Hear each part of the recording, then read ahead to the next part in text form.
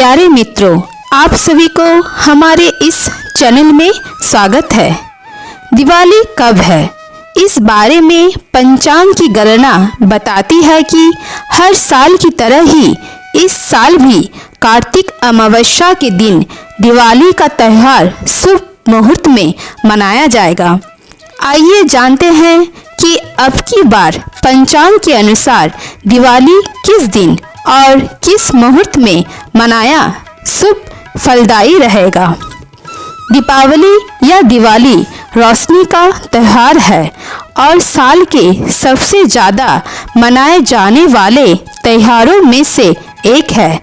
जैसा कि रामायण में बताया गया है कि इस दिन ही जब भगवान राम, देवी सीता और भगवान लक्ष्मण 14 साल वनवास के बाद अयोध्या लौटे थे, तब भी दिवाली का पर्व मनाया गया था।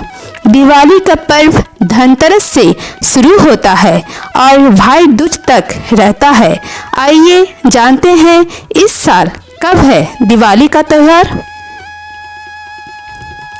पंचांग के अनुसार दिवाली का त्यौहार हर साल कार्तिक मास के 15वें दिन अमावस्या को मनाई जाएगी। इस साल दिवाली का पर्व देश भर में 12 नवंबर को मनाया जाएगा। इस दिन भगवान गणेश और माता लक्ष्मी की पूजा का भी विशेष महत्व है। 12 नवंबर को अमावस्या तिथि का आरंभ 12 नवंबर को दोपहर 2:45 से प्रारंभ होगी और 13 नवंबर को दोपहर 2:57 पर समाप्त होगी। दिवाली के दिन माता लक्ष्मी और भगवान गणेश की पूजा का विशेष महत्व है।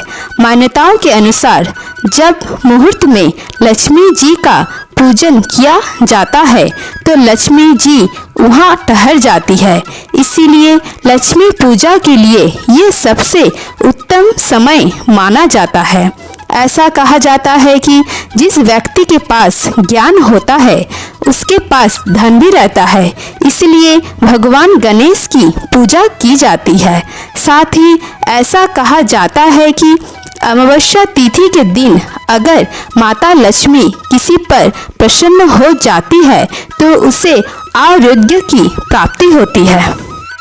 इस कथा के बिना दिवाली की पूजा अधूरी है।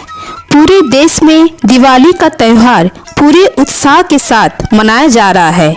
माँ लक्ष्मी के स्वागत की तैयारियां हो चुकी है। शुभ मुहूर्त में विधि विधान से पूजा की जाएगी।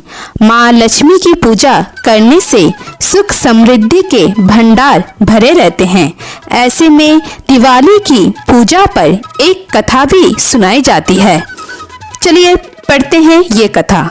एक नगर में एक साहूकार रहता था। साहूकार के घर के पास गली के कोने में एक बड़ा पीपल का पेड़ था। साहूकार की बेटी इस पीपल के पेड़ पर रोज जल चढ़ाती थी। एक दिन माँ लक्ष्मी इस पीपल के पेड़ से निकलकर साधारण महिला के रूप में बाहर आई।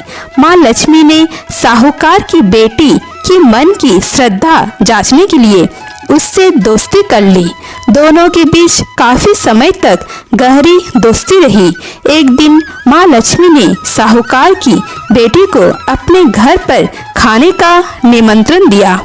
साहूकार की बेटी ने भी निमंत्रण स्वीकार कर लिया। साहूकार की बेटी अगले दिन माँ लक्ष्मी के घर पहुंची तो उन्होंने सोने के पटे पर साहूकार की बेटी को बिठाया।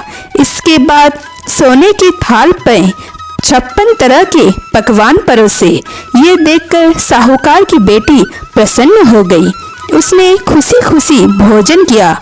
भोजन के बाद माँ लक्ष्मी ने उससे कहा कि कल मैं तुम्हारे घर भोजन करूंगी।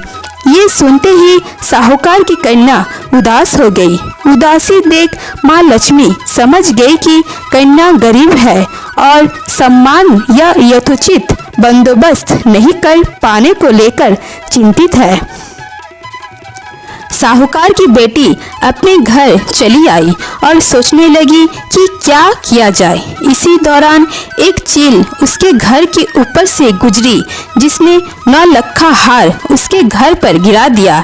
इससे साहूकार का परिवार बड़ा खुश हुआ और माँ लक्ष्मी का भरपूर स्वागत कर उनने 56 भोग बड़े आदर के साथ कराए।